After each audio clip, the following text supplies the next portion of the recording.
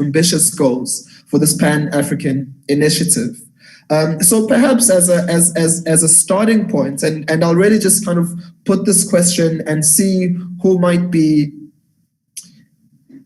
warm enough to respond to this. On the one hand, and I think a number of you have mentioned that you are part of a number of Pan-African kind of focused networks and projects that are looking to bring this continent together. So the question would be, is it worth establishing a new body to start this conversation? Should we not rather be looking at resuscitating, rejuvenating initiatives, latent initiatives that have been established or for whatever reason have either stalled, slowed down, or eliminated altogether? So if you're to start such an initiative, what features should define this platform, this conversation, this initiative? Yeah. What separates this? What makes this different from any and everything else that has happened before it? So I kind of put this open to anyone who might be warm enough to respond to this. So what defines this in a different? What gives this its unique character? Keith is warm. I'll hand over to you, and I'll mute myself.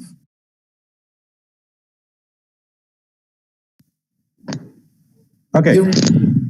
Keith, go ahead. Okay. Keith can take that. No, I think I think we have to, of course, remain focused. And I was listening to Mariam when she was talking about the idea of co-production and other things, other, interrelationship. We'll get there.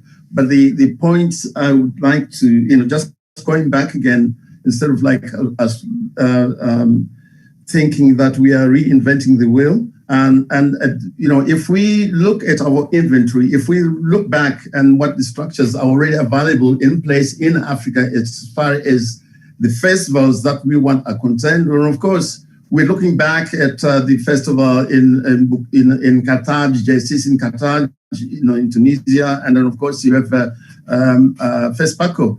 And then, of course, then Durban, and then you really have to actually look across the continent itself to see what is that kind of the structure that we have, and how do we kind of retain or to rein them in. The politics behind the foundation of FESPACO, as it is, we are knowing it, the festival in Ouagadougou is one of the biggest festivals we have in the continent. And what it means is that it's actually sort of be part of that national thinking, and then not before it even became Pan-African thing, but there was a national ownership of thinking, political kind of setup. That's why it's becoming it's been a regular event, a platform on which Africans cross the continent in order to kind of attend one of our biggest festivals in the continent. And then, of course, you got similarly in North Africa, we have the festival of Qatar in Tunisia. Those festivals happened at the time when there was the vision that we wanted to set up to create satellites in the continent, not just in countries, but in regional centers that we already have. And the regional centers of thinking that are becoming also political settings. We're talking about the SADC in Southern Africa, we have ECOWAS, etc., and so on. And what we need to do is that work within those frameworks of those kind of regional structures, and then find their cultural aspiration and what their kind of, their politics within that kind of their cultural commitment in those regions. And then we can talk about national. And of course, the underlying idea, which I really kind of have always been wanting to see it happen, is that you need to have a one perhaps recognized festival in the continent if it were to take place in other places where the kind of structures, the infrastructure is weak. And then we can then develop that kind of relationship, take that cinema, the idea of cinema to those regions, those places where people have no access to cinema. So but then we need to also work within the tandem with the political setup, which is already there through the African Union. This kind of idea that we've already had about the agenda 2063. It was something which we're counting between. Those people who don't know about this kind of, they want to create an Africa we want to happen, from counting from 2013 to 2063. So you have the kind of the period of that we liberate the continent almost, from colonial rule from 1963, so they're counting those kind of in batches of 50. So the next 50 years, it's kind of like a put aside, or well, not put aside, but in front of everyone to suggest that how do we negotiate the future of the continent itself? So within the kind of cultural industry, we really have to start thinking, how do we improve our kind of areas of communication? How do we kind of cross the boundaries? How do we cross the borders in such a way that a film which is so shot in Senegal takes some maybe 20 years before it goes to Mozambique, Mozambican film, how can it actually relate to people in Chad? That kind of, and what mechanism, what can we use? Can we use the already existing African Union definition of Africa and also each regional kind of setup, and then what are those kind of cultural setup in those regions? What are they saying about the industry? And then of course, everything has to happen. If we want to have a united film festival, then that can work like as it's an Olympic game, like one country owns it, next time the other, etc. It's all good thing, but you need to have that kind of the kind of mechanism within each country, within each region that can actually sort of like host that an event, to be committed to that. So in other words, you are not only expecting funding from the government, but you are expecting that they enable such a situation to happen. Then you can have outside interest. Perhaps you can have other people who have got commercial kind of interest in that kind of brand. The ownership of it had to start with all clear and open support from our national government or regional kind of agreements that already exist. And we also have to work out with all the other kind of regional, kind of like, for example, FEPAC, the Federation Pan-African Filmmakers, has got an observer status at the AU. So they're already in direct contact with us, so that we don't have to go back again, then we are starting, but we have to work to sound off FEPAC, to see what FEPAC can do, or how they can just help the FEPAC. Of course, this is one of the what I would call the projects that FEPAC should highlight whenever they have got an opportunity to discuss issues, political kind of arteries that with the African Union. And that's it. But as I say to you, all these things, it's all very good on paper. It's quite required when we want to improve our kind of cross boundaries communication. We need to improve that. I'm not so familiar, I can understand Musi, kind of making a point, which is quite clear, that we speak so many languages, and of course that's important. But one thing that we have to recognize is that we mustn't allow this kind of spoken grammar kind of stop us to kind of communicate. Culturally, you can communicate without that, but you have to retain your cultural grammar and vocabulary, which is not just necessarily a spoken word. And if there is something that we have in common that we have is different, but of course these are issues that we always have to kind of look at and then improve as we go along. But the idea itself to use to kind of like to service the people of the continent, over 1 billion of people in the continent, to see the best way we can actually address all this kind of like and disconnect that has been happening, that been existing through kind of perhaps colonial rule or the partition of Africa. But now it's time that we kind of regroup again and try to think, rebuilding all those kind of areas that really are of concern. So I think for me, these are the issues that we really kind of like have to value and to see what has happened in the past and what's happening now. What is the future? These are quite interesting futures. I mean, unfortunately, because we have gone through this pandemic, but it actually created some kind of possibilities. For example, we would not be talking if we were not actually having this kind of Zoom came about. Now we are all kind of having to find a way to actually talk virtually without really necessarily having to, because we are sort of like always struggling with the kind of, finances to travel. But these are the kind of issues that we really have to, we exploit everything that we have at our disposal right now, and we can move tomorrow. But this kind of like, because we mustn't make it too much, politicize whatever is already happening with our kind of, we tend to get very slow about making the politics about the politics, and then by the time you realize, most of us would have gone. Yeah. So I acknowledge Chioma wants to come in here, but I also remember that Wamusi wanted to pick up the very same question before Keith did. So Wamusi, do you want to go ahead, or should I hand over to Chioma? Yeah, let me just come in here. Yeah, I mean, just to follow Kate, it's something I think personally, this idea of us wanting to make it to make an African initiative, it's quite wonderful, because we are talking about vision, the 2063. And if we're looking at 2063, we are talking of probably the next 40 years from now, 40, or that's a ruby.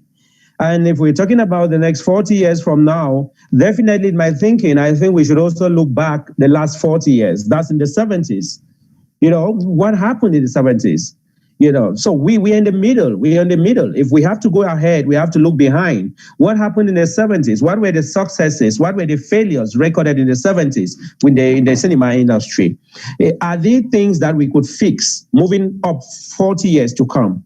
We've seen the progress of technology. We've seen the progress of film. We've seen the progress of quality control in terms of cameras, the equipment we use in production. These are things that are impacting cinema. And if Africa has to take a turn to make it work, Africa needs to look at the world in terms of competitiveness, in terms of quality, in terms of our stories, in terms of scenery, in terms of originality. Now, I will look at it more back in the 70s, doing a research. I mean, that's when I was probably born, in the early 70s. And when we look back at the 70s and studying and looking at film at the 70s, I grew up to see a film in Cameroon they call Mona Moto, which was done by Dikonge Pipa. He's still he's still alive, he's still living, and he shared his experiences back there in a couple of film forums that we have had. He has shared his experiences, how they did films in those days. And when I look at what is happening today, Kate said it rightly that we are now in a platform where we can sit at the comfort of our offices, our rooms, our cars, and still be able to talk cinema. That's true. But Eric also just said something which was quite impressive to me. Like, we need to move out of just talking and being pragmatic.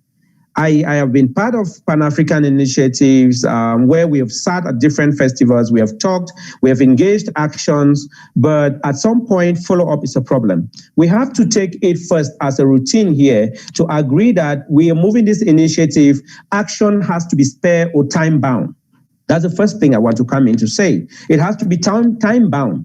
For example, if we are aiming at 2063, what happens between now, short term, between now and 5 years or 3 years from now? What happens between now and 15 years? And what happens between 15 years and 40 years to come?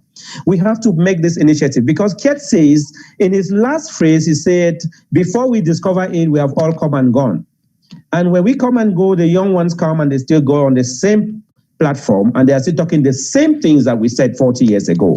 Let's also use these experiences of our predecessors to be able to impact and change the narrative. We can accept here today that we already have the scenario in Africa to do the good films. We have the stories, we have the technicalities. But I would go back to say the issue is at the level of political influence, government policies. Take a simple example. As I speak to you, I'm in a war-torn zone, Bamenda, Cameroon. This is an English-speaking area. Yesterday, we had several gunshots around the city. We've had attacks on the secessionists, with the military, left and right. Our lives are not safe. And we as filmmakers, I did my last film in 2017, in the midst of the crisis. It started in 2016, but it was mild. I did my last film, Vainglory, in 2016, 2017. Now, I've not done any film between that time and now. I have the scripts on my table. I can't do the movie because we have war going on, this war issue of the Anglophone and the Francophone, the laws that what happened in the early 60s. This takes us back to the reality of Africa. What happened in the 60s? Independence. What is happening today? The laws were not rightly dispersed. They were not rightly capitalized. The marriages were not rightly signed. Issues were raised. And today, there is intellectual development. Everyone is sitting up. Everyone is thinking. And we filmmakers are impacting it because these films are written. When I watch a film like October 1, you see the things that happen. And it's only us, the filmmakers, who can change the narrative. It's only us, the filmmakers, who can tell our government the reality, the truth, because we stand by using our lenses to educate and inform the society. And it's only through our lenses that we can change Africa. It is the right time that we Africans use this initiative to see how we can bring change into Africa and make Africa be seen more like a common village. I don't want a situation whereby tomorrow I'm seen like a Cameroonian, this Eric is seen as a Ugandan, or this person is seen as a Rwandan, Ude is seen as a Nigerian. I don't want that kind of a picture. I want the kind of a picture where all of us as Africans. I'm going to try rein you in here so I can hand over to Chioma and kind of have the conversation flow. I think we've got ample time, so we'll get into all of these details. But if it's okay, can I maybe just hand over to Chioma, and then we can maybe come back and address, and you can raise the point that you still wanted to express later on in the conversation, if that's okay. Fine, no, that's fine. Can I use this chance to also just alert or maybe remind our panelists to try and keep the conversations or the inputs as focused as possible so that we have more of a dynamic conversation amongst peers, if that's okay. All right, let's take Chioma and then we'll come back. All right, thanks. And Mariam, I saw that you wanted you'd also had a point to raise. So after Chioma, you can take over, yes? Yeah. Okay. Thank you. I'm going to be really brief, and this is pulling in or honing in with Keith. Keith had just mentioned Ouagadougou being the biggest festival we have and using it as a point reference, and he's right. But at the back of it, we should really understand it wasn't created by Africans. It's not financed by Africans. It's a French film festival in Africa. Now, if we're coming together to say we want to create a film festival that unites us, we should start thinking Africa for Africans. We should think of financing, which is really, really, really important. How are we going to go about it? If we don't think of the financing, it's hard to move any further. We are all very smart. Africa has tons of smart people. If you sit down now and give Kid 2 weeks, he will draw up everything you need for this United Africa Film Festival. But where is the finance coming from? I want us to start thinking about that. Basically, that's what came to me when Keith started talking. If you look at the big film festivals in Africa, they're not really for Africa. They're not Africans, because Ouagadougou is wholly financed by the French government. Thank you. Fair points, poignant. Mariam, feel free to come in. Yeah, thank you. I'm really very touched by what has been talking about Moussi, and I'm really sorry about this. And what I wanted to talk before Mr. Moussi was talking about the future. The features I think that has to exist in this platform is mainly to ensure 3 points. The main point is ensuring having human resources that would be in each part of the cinema industry. I'm talking about having in this platform people from distribution, people from marketing, people from sponsoring, people from advertising, other people from producing other people from filmmaking and technicians, actors. Different part of cinema industry has to be involved in this platform. Of course, the online platform has to be organized so each one can go exactly to the place where he can have an impact clear, and to ensure the coordination between the different parts of the industry, of the platform, that are in the platform. Also, I think the main part we should talk about is ensuring the diffusion and a chain of distribution. Even if we have independent distributors, independent cinema or distribution channels or diffusion channels or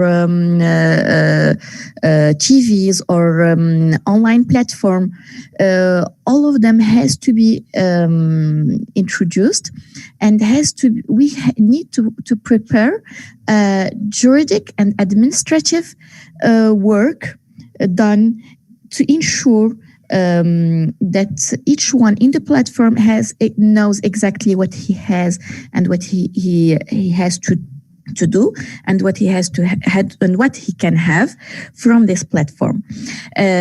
This place, I'm talking about distribution and diffusion, is the main part, because financing a film, I think many producers that are with us will tell you, the moment we have diffusers, and the moment we have distributors, and the moment we have the ability to go to the citizen directly and to be seen by the citizens, the African citizens, we can have the finance or independent financing that will ensure to make the film. But what is the main obstacle is to make sure having this to be viewed by the niche, by the Africans.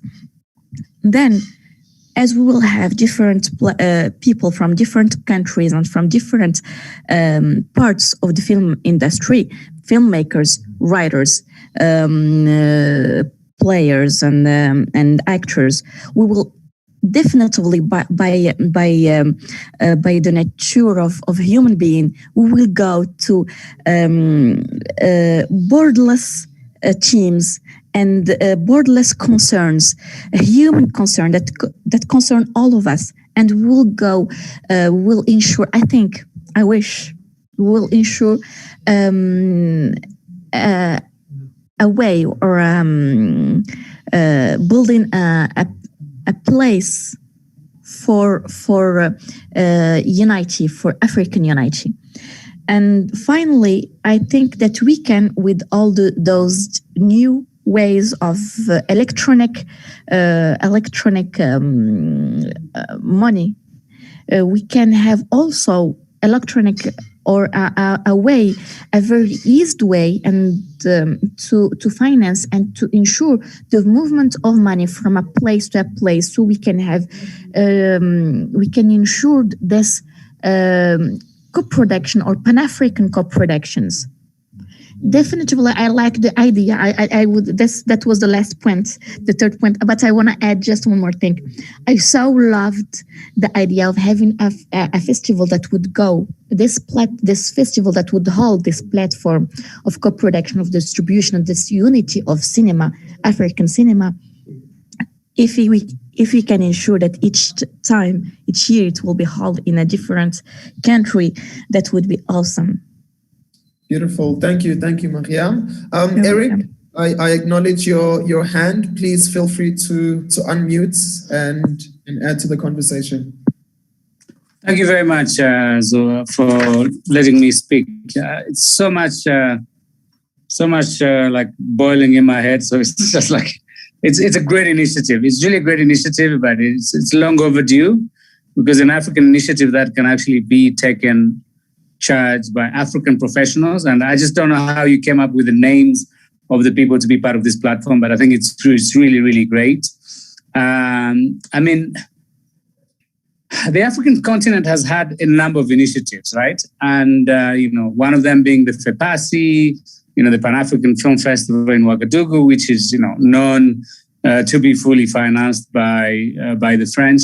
And also, I mean, it's very, very sad, because most filmmakers or young filmmakers, even the ones we train, most of the time, where does the financing come from? It has to come from Sweden, from Germany. And it's really like, it's like neo-colonialism. And I have those partners, and I'm supported by the German, taxpayers' monies. But at the end of the day, I just go like, where's my, where are my people, And so we need to create really a Pan-African sort of visionary kind of sort of agenda, whereby these initiatives have to be endorsed by the African government, by the African private sector, and we need to bring some kind of prestige. I'm just going like within the framework of my bullet points, so that I don't just give a speech, but just like what I wish should happen. So we need to create and give a mandatory obligation for the African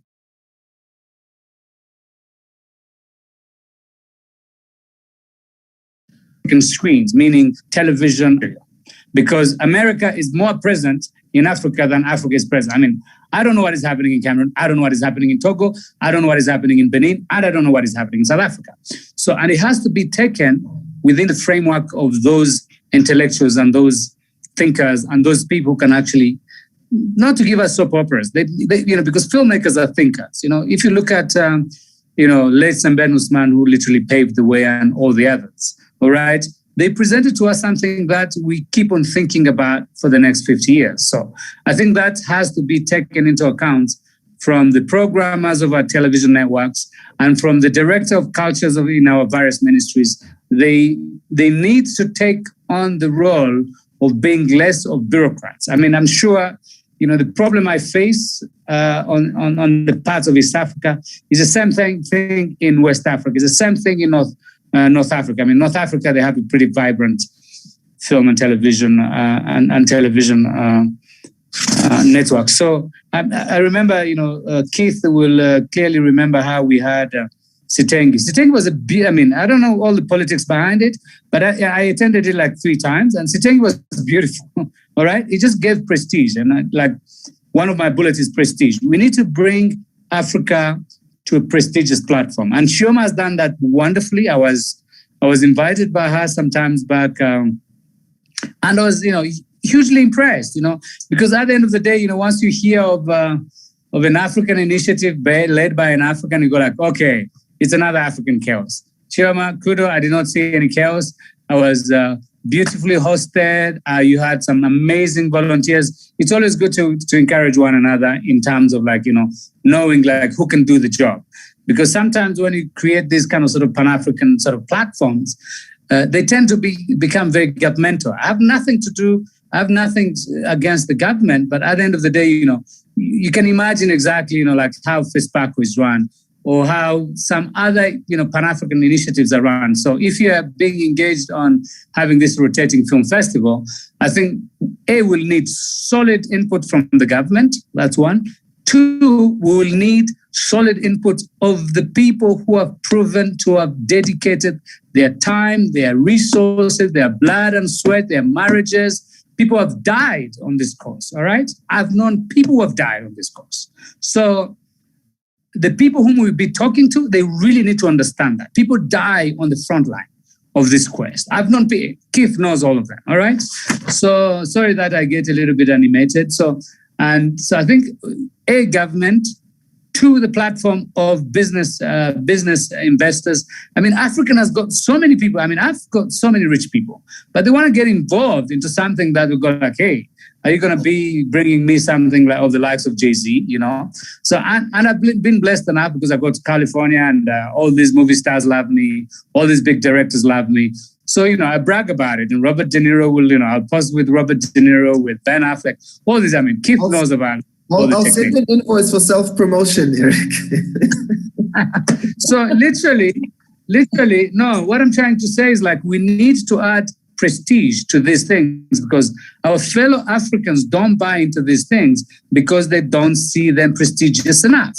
Because somebody will give you the money, it goes like, what is the value of my money? I'm going to give you $10,000. Who are you going to bring for me to have a photo opportunity? That's where I was going to. So, and it's a good moment, just in concluding, it's a good moment because we have the FCTA, right? The African Free Trade Continental Trade Area.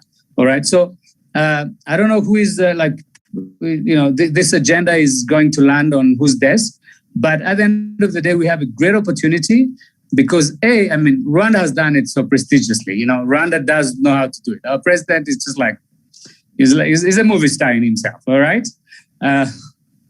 So he knows how to do it. And FCTA I have to take the mic away from you at this point. Okay, so that's enough. Raise some of these questions later in concluding remarks, we need to create a sustainable mechanism to move from the talks into the action. And that's it. Thank you. Keith, thanks for that, Eric. Keith, I acknowledge your hand, but I just want to pull in a comment or a question, in fact, that's come from an audience member. And so I'm just going to read it out. It's from Reverend LaDonna Sanders Ngosi.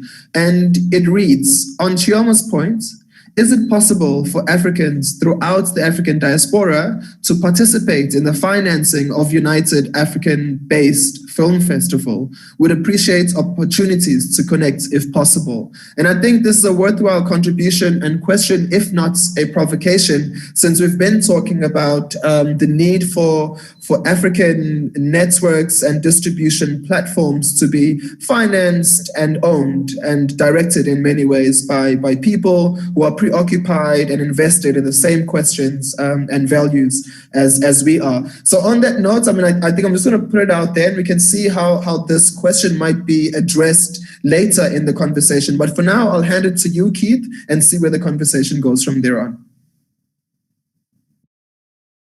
Chioma, I also acknowledge your hand. I think you wanted to say something. Keith, you're currently muted. All right. Okay. Look, I mean, I need to always kind of have my facts in my head properly so that we can never, we are all on the same page, somehow. And because I think I want to go back to the comments that Chioma and Eric mentioned in passing to say FESPACO, how it's funded and it's French and so on. I think that one thing, although a lot of money comes from France, the idea itself still retain that kind of the country's integrity of its idea, which was supported by its president Sankara. So I think it's kind of like, yeah, I understand that. I mean, you can say the whole country has got some kind of support. If we talk about also cultural connection that the French-speaking Africa still has with France, it's huge than other countries. I mean, but I won't go into that. But what we wanted to, I mean, just to really kind of to remain in focus. So of course, Mariam, the passion about co-production and distribution, all these things, that's good. That's all the point of festivals, that you go and create another platform to discuss all the sentimentalities about production and so on. That's another thing. It's nothing to do with this roundtable. This roundtable, from my understanding, is trying to think about kind of creating a one united festival, which is kind of like in the framework of the festival of BRICS. So it's a good way of starting as a starting point. Then we want to look at our national, original, what I said before, that they're so important. If you don't have your government, if we're thinking through that kind of agenda 2063, so we have to stick with that kind of political framework on which these people have already been in discussion for a number of times. But on the other hand, there's nothing to prevent people to make private festivals. I mean, you can have investors only to a festival in each country. That's completely different from what this whole thing about. But you can have, if you want it to be part of that discussion within that, from the national kind of positioning and regional politics, you have to deal with this kind of, and then getting the national commitment. National commitments come from the idea that if you look across the continent itself, very few countries got co-production treaties in film amongst themselves. So there's always a problem of how do you sustain a film festival, for example, which is always kind of going to be run on goodwill of private investors or whatever it is, but it has to have, from a kind of national kind of, the national budget. It has to be like for example, the existence of a National Film and Film Foundation of South Africa was so important. A lot of people who knew exactly what kind of direction the South African, when they go attain their, the independence, to set up a national kind of film institution, some kind of a foundation that can look after the interests of the industry in South Africa, whether they're failing or not, but they're still there. There's kind of points of reference. And of course, you have that kind of government commitment that always from time to time, it has to review the budget that gives to the national and then revise itself and then always interrogate itself as a country to say, we want to have a kind of, like, for example, the government of South Africa can really directly say to somebody, from the NAVF, we want a quick preview of the last 2 years of the South African film industry, and then you have records, you got that, and then that becomes a basis on which the South African government, if you want to negotiate in trade, what Eric was talking about, preferential trade agreements, they have to come with a kind of like commitment to a nation from the government, the politics that includes cinema. You see, so I think that we need to actually sort of sensitize our national governments to create, perhaps in each country and then perhaps in each region, some kind of coherent, perhaps festival, if you like, and that could then actually sort of like speak amongst themselves. And then, of course, as practitioners, they can dance around it that way, the way you find expert advice that advises you on potential co-production between Kenya and Morocco, for example. Usman Samben was the only one of few filmmakers who can actually, up to this time, to say that he made a film that was co-produced by Burkina Faso, Senegal, Morocco, and Algeria. And nothing coming from somewhere else. And I think that if you can able to demonstrate that, you have to have the intelligence to understand how those countries work in order to produce a film coming from Senegal. Because there are also all these things somebody has to understand first, the kind of what actually sort of is in place right now, which countries actually sort of deal with what, The French have got interest in Burkina Faso and other countries in the French because they've already got also commitment. They're supporting their interests because majority of films that come to FESPACO are produced by French-speaking companies. So it is their interest to invest in that because they've already got that relationship in the past to kind of have those kind of co-production treaties, together with Senegal, with Morocco, with Algeria, etc., etc., but none from all the other kind of territories that we are talking about in the rest of the country or the continent. Thanks for that, Keith. I'll hand over to Musi at this point. Yeah, thank you, Keith. I think we need to have a quick follow-up. The question the person asked about the Pan-Africans, the Africans out in the diaspora who can support this initiative of the African Film Festival. I think we're building an initiative that is to be mandate by Africans, and it's for Africans and can be sponsored by Africans. And I think we have to put this within our working framework so they understand that this is something that everyone, as long as you identify yourself as an African, you can come on deck and make a contribution. So everyone has to be on board. And another thing I would look at is policies in terms of, we need to look at policies in terms of network providers. I'm talking about internet service providers within Africa.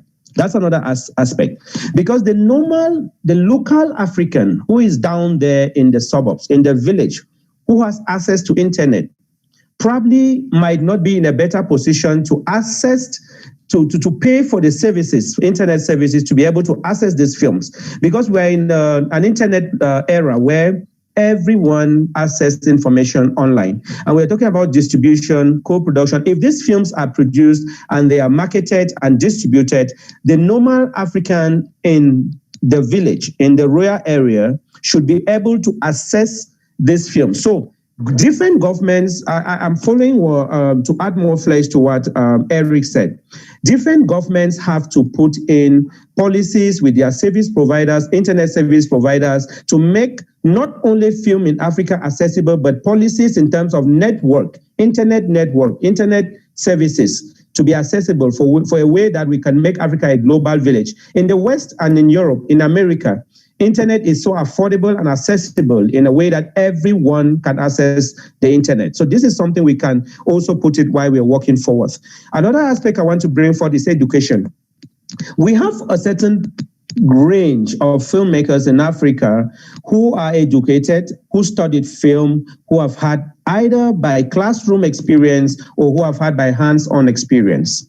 If we are talking about this today, we need to create in different countries within Africa to be able to sustain this initiative, a platform or in different countries as a platform where different countries can initiate film schools to be able to train young people within this initiative, that these young people can gain the necessary film education to be able to sustain professionalism within the African film industry. Because if we keep talking, the reason why most initiatives come and die is because most of the people talking are learned. There are people who have studied film, but there are not enough film schools within Africa that can train young people to be able to sustain the goals as we age out.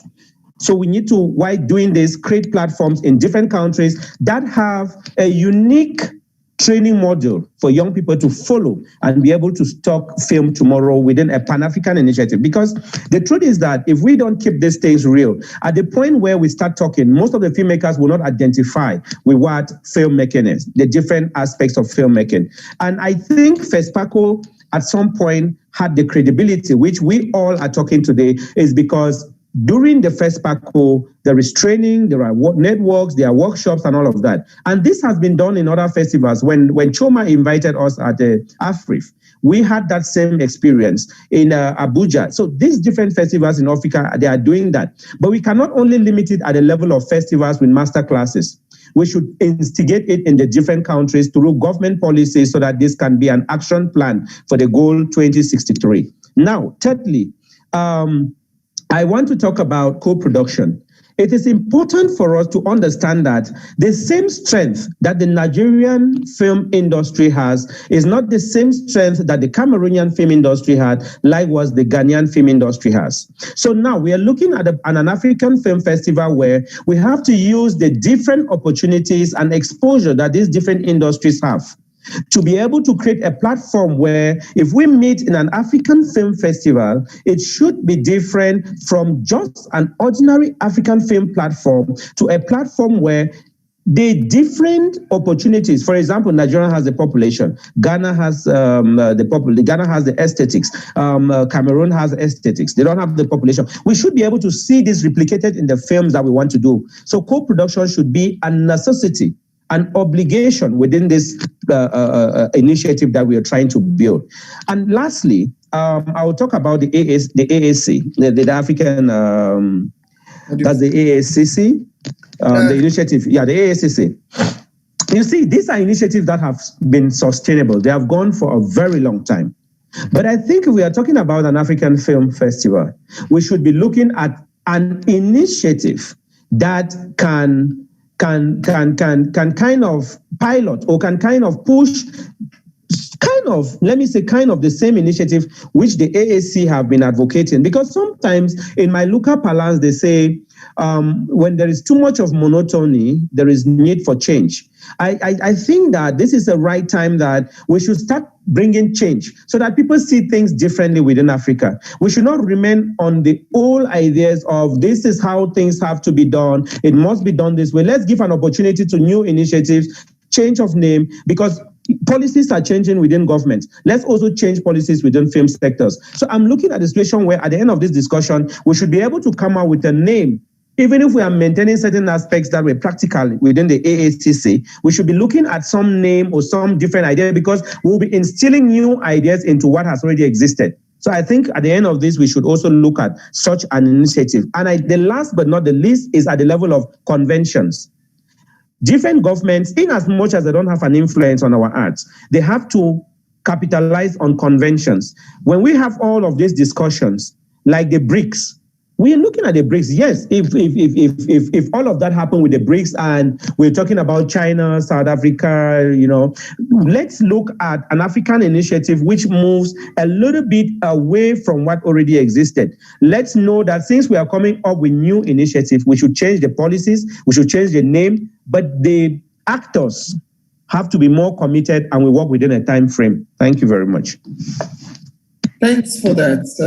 Thanks for that, everyone. And I just want to kind of bring forward, just based on the direction that this conversation has headed. It's clear that we have really sophisticated challenges on this continent, and they're very varied and textured. So in no way are we expecting to address all of those problems on this platform. And so as we discuss, as we talk, can we please ask ourselves the question, does this point speak and contribute positively to this initiative of a United African Film Festival, first and foremost? And to add on to that, I think what we are trying to do here is to think around what kind of structure, what kind of vehicle becomes necessary or has the capacity to drive this forward. And I'd imagine that after which we use this as a case, to use this as an argument or as a case for some kind of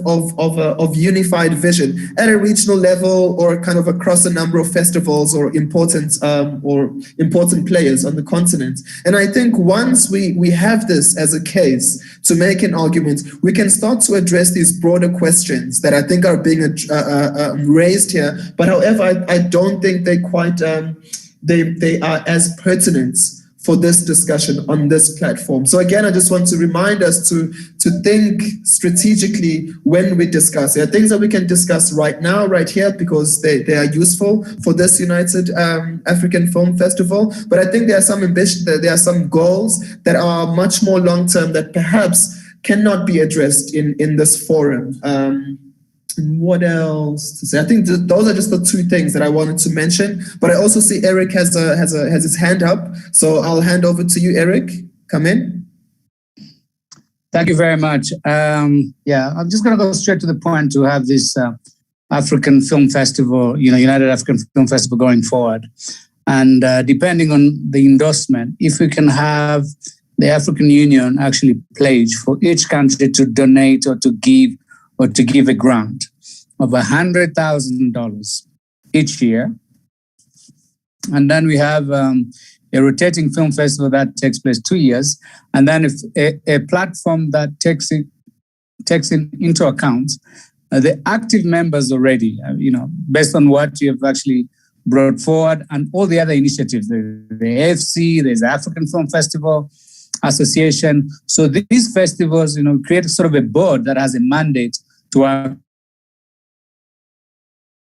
with government organ and to work with existing professionals who have been doing it for years, and then lend them a hand. And that will give us a good chunk of money. Even if, you can imagine if you're given $2 million to run a continental film festival, that will be a solid film festival. So you're looking at raising $100,000 from each member state.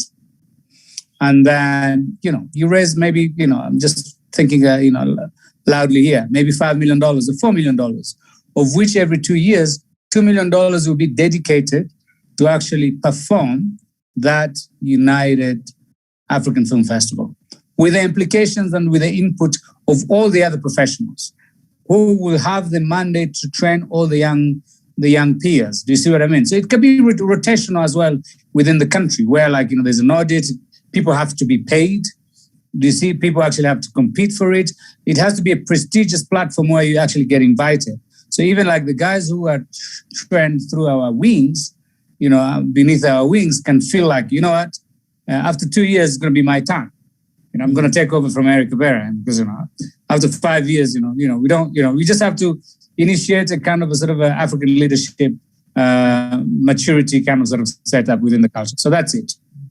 I mean, I think there's something to be said around a kind of an office, or perhaps a structure that is able to engage with private investors. I mean, for example, actors in the diaspora who might be thinking about investing in this kind of infrastructure. So perhaps in there you have an officer who can deal and kind of talk the language that would respond and kind of resonate in a very deep way with private investors. So I want to then maybe put a very, very specific question that I'm hoping triggers specific answers, which is to say, could each of you put forward, say, 3 goals that this initiative could drive towards? 3 goals. Chioma, might you want to start? 3 goals. Chioma, go ahead. 3 goals. 3 goals. Well, for me, it's funny you're asking me about 3 goals, because at my last meeting, I was asked what are the 3 things Africa really needs. And for me, it was really distribution, training, capacity building, and financing. May I maybe ask you to be a bit more specific around how a United African Film Festival might work towards it? So when you say distribution, in what realm? Well, I'll tell you what. For distribution, for a united Africa, right? You have some countries that have absolutely no cinemas. It just maybe has one. You have some countries like South Africa that has so many, but a lot of their cinemas also cater to more white movies. Now, if we have a united Africa, we would delve into putting a structure together where, with our co-productions and stuff, would have a better distribution. If we focus on distribution within Africa, Africa is huge. The numbers are amazing. And they keep coming to us, segmenting us. But if we unite and decide, okay, first, how do we tackle distribution? I think it's something that could be easily won, because already in all our territories, we know the positives and the negatives, and we know how we want to go about these things. We know what will fix these things. So yeah, distribution is one. Financing too. Now, with regards to the kind of leaders we have, I'm not sure a lot of them know a lot about film. I'm not sure a lot of them care about film. So first of all, because it's not oil, it doesn't make you all money. It doesn't make this. They like to hear money first.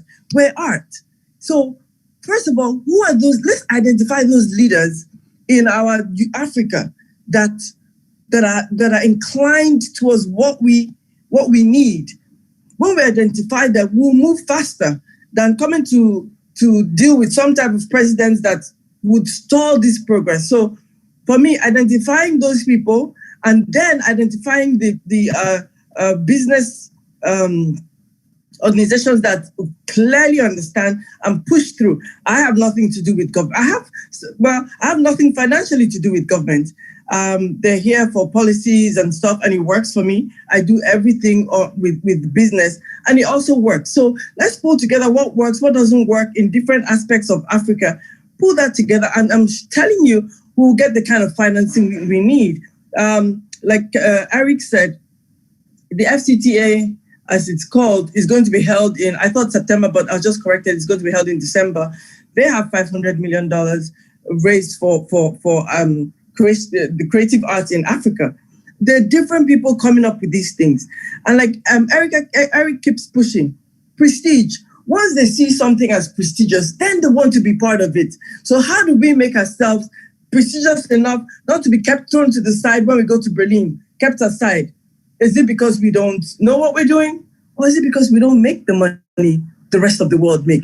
How do we make that money? How do we improve our capacity to be that good to make that kind of money? So I've listed by 3. Thank you very much. You had your hand up, and then we'll go across to Eric. Yeah, I mean, I don't know. I mean, sorry, Eric. Eric, I think Mariam wanted to make a point there, and then we'll come over to you. Yeah. Thanks. Hi. I want to respond to 2 points. The first point is about what are the 3 main goals. I think I personally would feel by contributing from that I would need from this festival is merely making us going with our work in cinema industry to build to work for united values and to have united vision, not united vision, but united to work for human concern.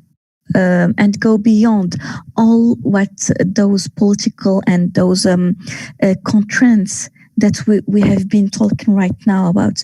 It's just how can we just forget about this and deal with it in order to focus on making films that would talk about human concerns, for example, maternity, love, on everything, and making sure to make different parts of African people from different, with all what other can see, what other people can see that can make us different, but what we can see that make us more united, and to ensure making those kind of films that would help us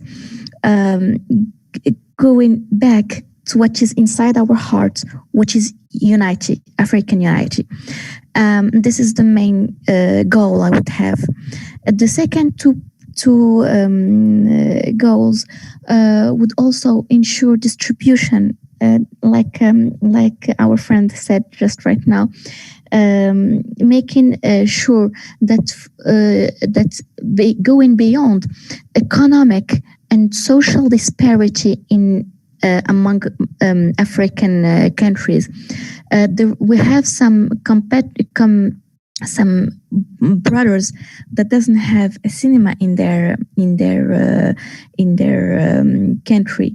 So how can we sure that we can talk and make and offer them the opportunity to see those films we work for? Because going beyond money and financial gain, I think we all work in order to make sure that different people from different human beings, if we can, even on a global level, see what we can talk about in our films. So distribution is a main concern. If we can ensure, if we can work for having distribution or diffusion. We can talk about websites or platforms, or like an African Netflix, maybe, that we will help us be viewed by different citizens in different countries of Africa, whatever is the level of economic development in this country. And finally, it will just take me to another point that is outside the goals question, and that's we've been talking about, which is about the African policies and the African politics. And I think each one of us can ensure having partnership in each country that is enough introduced, or that can deal with the political system or government that is in place, to ensure that we can have that we can hold a good festival. So the partner that will be organizing the edition in its country will ensure all to deal with all the constraints. Otherwise, if the organization, the partner organization can't, then we need to move to another country and hold this edition in another country, while and that the organization, that the partners in place can deal with the governments and do the political people in place. The third goal is making sure to exchange, and this exchange will also, as my friend talked about, will also ensure the exchange of experience. We ensure the co-production, and will also ensure the trainings. As I just talked about in my first introduction, I think in Marrakesh, where I am right now, or in Rabat, or in Tangier, or in different places, for example, in Morocco, or in Tunisia, or in Egypt, there are nice film schools that for technicians. I have worked on several productions with some alumni of those schools, and they're very highly, they're talented, and they are well trained. While I can see in some, for example, in Morocco, as I said, a lack of training for actors, and I have the chance to see some films from Nigeria and from Senegal, and I have been impressed by the quality of acting. And I think exchange of experiences, and merely maybe I dream too high, but I think if we can also make sure during those exchanges, having the opportunity, having also schools and fundings for and the bourse, scholarships for different people from different countries to go to the schools that are that offer well training, and for actors to have the opportunity to work from different directors and to work and exchange with other actors to make them to make us all, from nobody is perfect, to make us all develop and learn more from each other. Thank you, Mariam. I'll switch it over to the next person. Eric, did you want to make a point, right? And then over to you, Keith. Yeah, I'll just make it very quick. Yeah, 2 minutes, 1 minute, 1 minute and a half. I think I like what Mariam said, and I think it's very, very possible. The bottom line is actually to look for a host country or a country that actually will make the leap of faith and create what is known as FOMO, fear of missing out, whereby we say, like, we're bringing something big, something that every country should take part of. And then when the FCTA and this $500 million is being announced, so we know that we have a consortium of reputable organizations and institutions and individuals who can actually carry this forward with an endorsement of their respective government. So in the next round table, we should maybe bring somebody else who is in charge of investment in the country and in charge of the culture in the country. I know South Africa has that, and I know Rwanda has that. So for those kind of bilateral discussions, I think we should do that. So I think to the 3 goals, yeah? Yeah. So literally engaging the private sector and the government, and getting somebody from the arts and culture and the investment board, because those are the kind of things that actually get moving things. Because I'm sure if you have just a filmmaker from South Africa making a lot of noise, as has been making for the last 20 years, the minister won't listen. And if you do that in Nigeria and things, and it's go like they'll tell you we have listened to you before. So it needs to have some kind of a political clout and money attachment. So you put in a number, you say, like, we're looking for $50 million, of which will generate $500 million to run this business properly.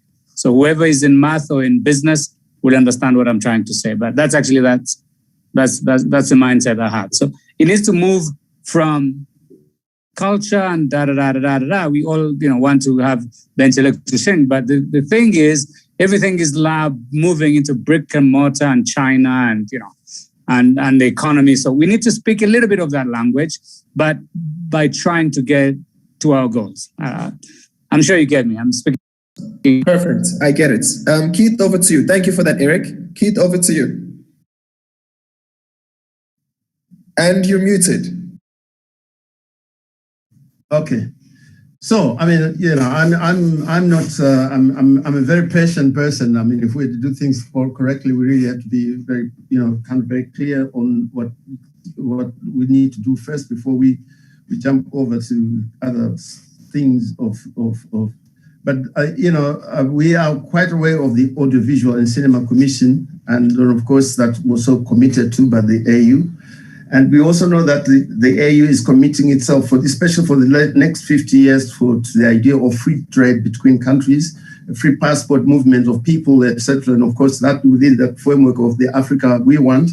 And then, and then of course, for this particular setup, I would have thought that first of all, we have to actually exhaust the kind of how this whole thing is constituted, how it actually how does it work, what does it look like, before we even consider how it's going to be funded, and then what sort of, because otherwise we haven't actually set out the balance properly. In other words, there has to be a constitution which we should be talking about. How should this be constituted as a kind of and then what sort of, before we even consider what the headquarters, where this place is going to be headquartered as a secretariat, all these kind of issues have to, and then first of all we have to actually sort of rethink and imagine what the setup it should look like. If it's one of the first ones, should it resemble all the festivals, or should they have a different, each region have got its own unique identity, for example, whether you are specialized in documentary, whether it is just kind of all in one, and so on, all these things, because we do know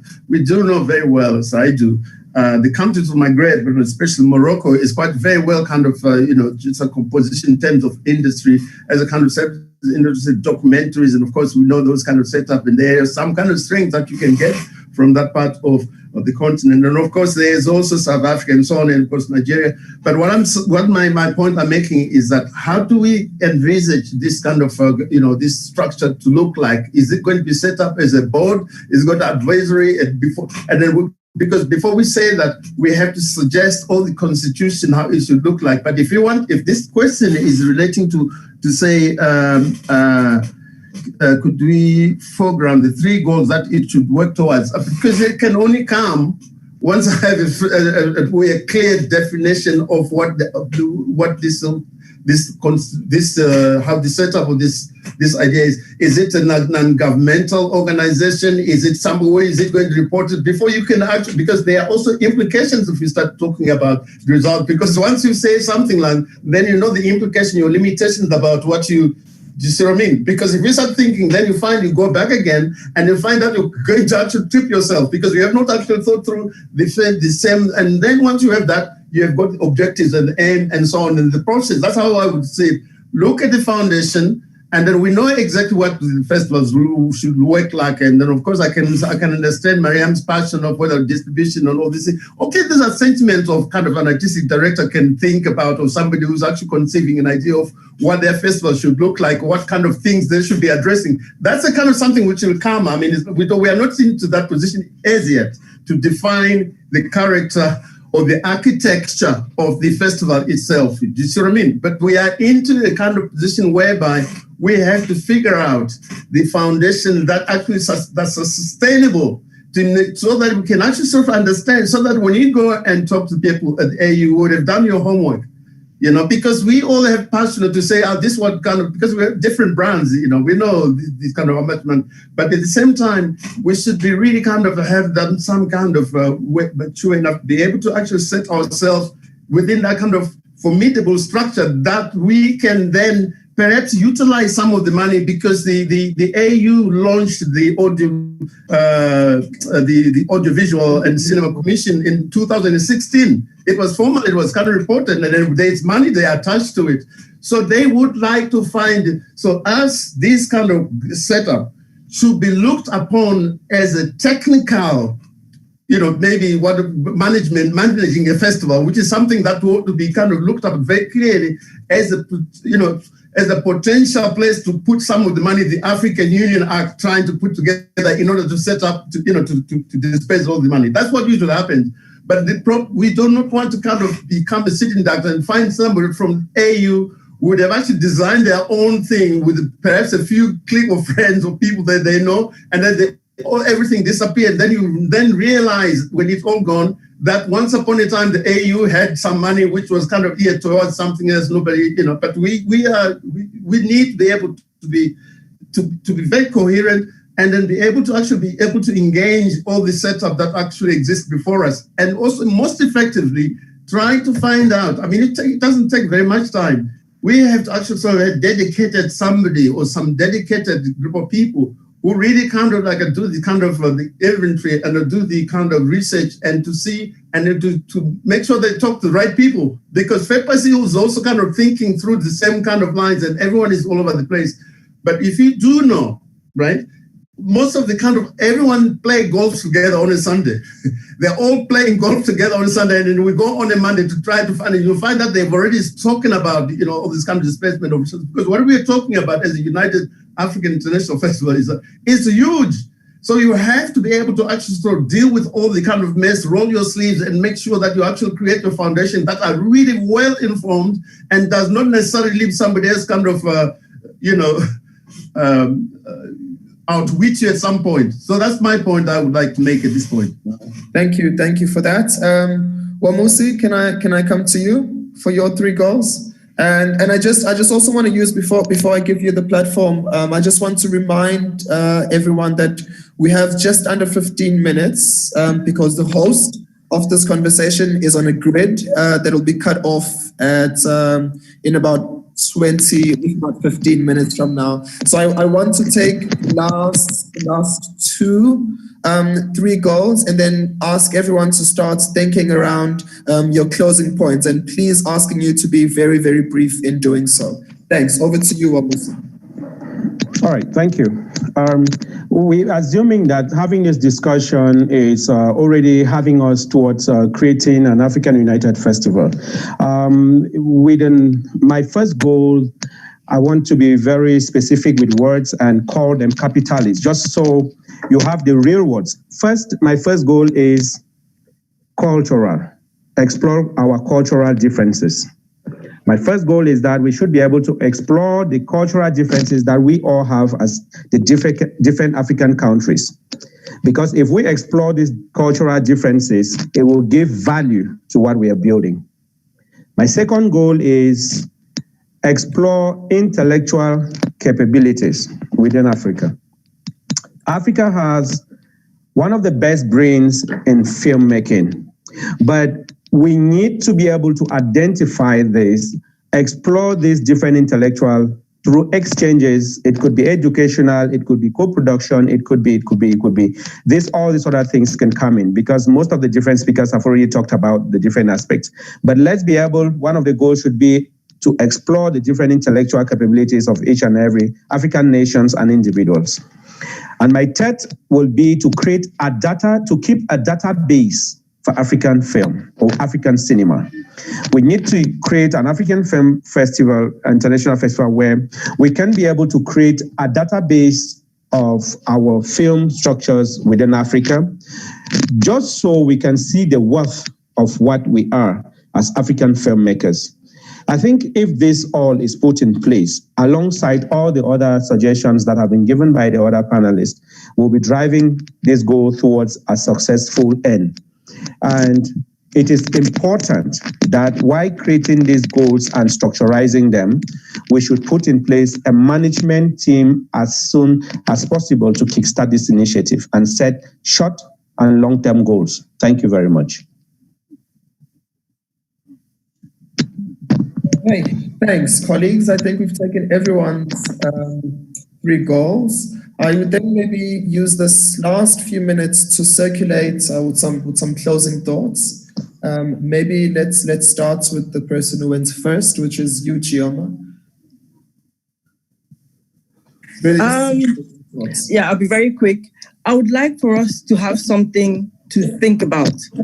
And for me, it's about making sure that whatever it is this organization, this association, this festival is going to be, it has to be commercial. It has to be part commercial. If it's not, it'll be very difficult to pulling the commercial businesses, the big organizations into this.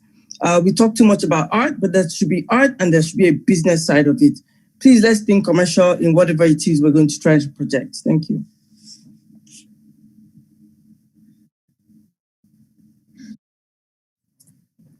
Wamusi, do you want to go next? Or maybe should I? No, I should follow. I should follow the pattern. I should be disciplined. I think the next person was was it Eric or Miriam? We have no problem. We can go in. We can go differently. It's no problem. I don't know. Okay, go for it then. Go for it. Sure, it's okay. Well, my conclusive statement here will be that let's not do the things that we have done before in setting goals and not following up with them, and setting structures, setting platforms and not following up with them. We have to work within time frame. I still insist this because I know what we are.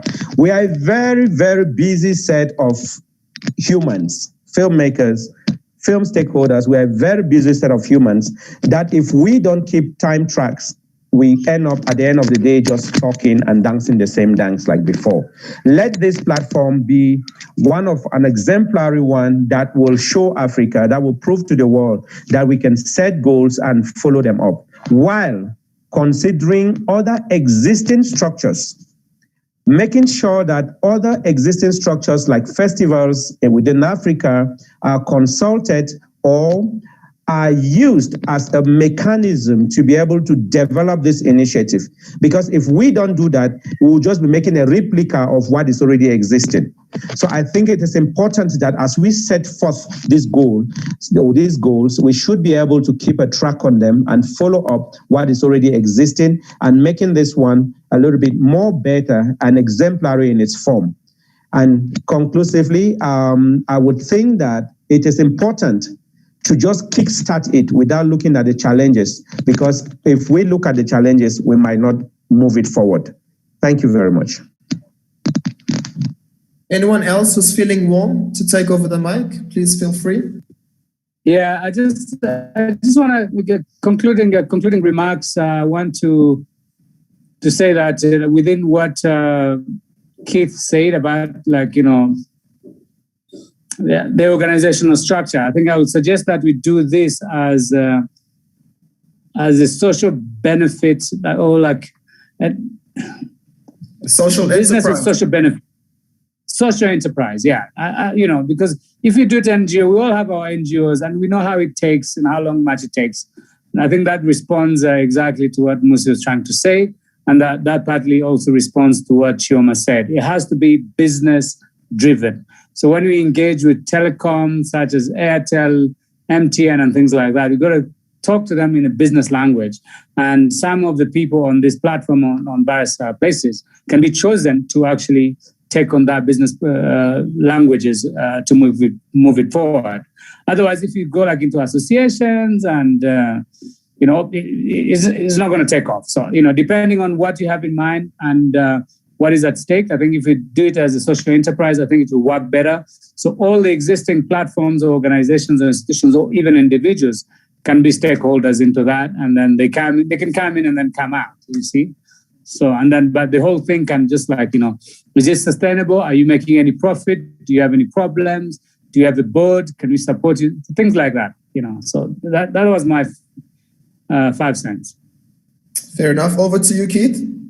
I think you're right. I mean, I think what I think we should have to focus on is to, given that, you know, this is the first initial conversation. This is starting under the umbrella of KwaZulu-Natal or Durban, whatever it is, that set up. We could actually sort of suggest that, you know, sort of like almost any other big initiative that they decide to separate and then do something on their own, or they continue to work within that framework. And then you still have at least something that you have to identify a country that can immediately release some resources in order that somebody can be actually sort of given some responsibility to create a secretariat office to do this thing. And then, of course, it could run under any festival that wants to actually say, well, look, we give you a temp like any other festival in the continent. It can say, okay, we will offer you services of an office or whatever it is. But it has to have a sense of having to be under, it has to start as an umbrella organization, other than to start on its own outside and already existing. Because once you start having to start something new with its own, you know, it becomes so complicated. And of course, you have to take some time before it actually develops. But nevertheless, since now it's starting, we have this kind of commitment to this from the KwaZulu-Natal and others, and then we can actually sort of develop within that framework, how do we kind of, you know, to find seed funding to start it over. In other words, the seed money is required for a researcher, a committed to operate a team where that meetings would continuously take place, so that we can have those kind of sessions of brainstorming, and then make sure that there was a division of labor for people what they can deliver on what certain day, and then you have perhaps something entity that you would actually sort of like before you launch it, and that can be put up to speed. It can put up to speed if we have an organization which is already in existence rather than form a new organization. You see what I mean? So if that kind of, if they, for example, KwaZulu-Natal have got resources, in other words, not just kind of financial resources, but human resources and other people who can actually sort of help to start, so be it, then we can all find a place of reference. It does not necessarily mean that it's always going to permanently be in South Africa, but it can be decided by its membership, or if we want to have that membership. And I think that that's one of the things that it has to be very coherent. We mustn't complicate things because it's unnecessary. Arrange, make sure that it's coherent, clear. It's got all these kind of places of reference. Those things are necessary in order that before we can move further. But otherwise, as it is, it's quite clear to me, and I know the why it's so important, especially now that we need to have that kind of inward looking amongst our own respective countries. And then, of course, all we know that there's money in the continent. We know that we can encourage people to actually come and then create something of that would be able to, for people who are kind of got business in Africa, all this conglomeration, all these people, we can get some of that money invested in this kind of initiative, which for me, it's necessary, it's important, can provide all opportunities of education, film, and everyone ends up gaining something. So I like the idea of as a rotating kind of event. We're beginning to lose that passion that really, which for me, especially for example, if we look about the history of cultural events in Africa, one of the biggest one was in Algeria, 1969, which was actually, it started with all the African countries is invited, and of course, Africans in the diaspora came to Algeria because cultural revolution started in Algeria 1969 at the time. And then, of course, if you had that kind of ethos, having to say, okay, we are not going to allow our future, our destiny to be defined by colonial kind of, thinking. We have to rethink amongst ourselves and then actually sort of create a sustainable, cultural industries within all respective countries. And I thought it made sense then. And I'm sure that we can incorporate that way of thinking into film. There's no reason why we should actually always be beggars for other people, because at the end of the day, it's the numbers of people that we have, and of course the potentiality of the investors who are kind of taking money out of the continent all the time. Thank you for that impassioned inputs there, Keith. Mariam, you're the only one left. Do you have some closing words, perhaps?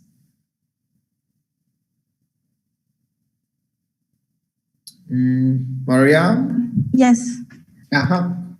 I just want to go back to some points that my friends had said, and I want to say that I totally agree, and I want emphasis on it. It's about the retro planning, the board, and the structure. I think if we can already make sure to have a structure, a board, and make a retro planning so we can all work and know that we have deadlines for each part of the work, so we cannot each one go to his daily and business focus and forget about this United Festival, Pan-African Festival. It would be great. Amazing. Great. So I would like to thank all of my panelists. I'd like to thank the KwaZulu-Natal Film Commission for making this possible, providing the kind of support that was necessary to get this conversation started. I'd like to thank Chipo Jo, who is the festival director for the Durban International Film Festival, for also contributing towards this ambition and this idea. This is the first session of a two-part dialogue. The next part of this conversation happens with another group of film professionals on the continent and across the diaspora. That starts at 6 p.m. South African time. and goes till 8 p.m. South African time. So again, another 2 hours to see what another set of film professionals might contribute to this. I would like to say from kind of my point of view as a moderator is to ask, who do we hold accountable to see that this conversation moves beyond a Zoom? Yeah. So when can we check in with the custodians of this conversation, and how do we do that? Perhaps, and I'm not sure who answers this question, but I think in the spirit, in the vein of what we've discussed and how we've discussed this, it does become important for us to know how we follow through and to whom do we ask these questions.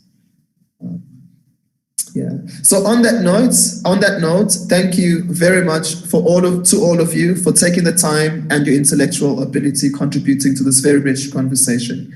Have a wonderful afternoon further. Thank you so much. Thank you so much. Thank you so much. Thank you so much. Goodbye. And thanks to Chipo for making it possible. Eric, how are you doing? Very good, very good. Anyway, so AOP. Good to see you. Yeah, bro. United, Thank you very much. It's been Uday, Choma. I'm united already, so it's like, so AOP, right? It's just like, you see, like, how is Cameroon? That we are coming to Nigeria again for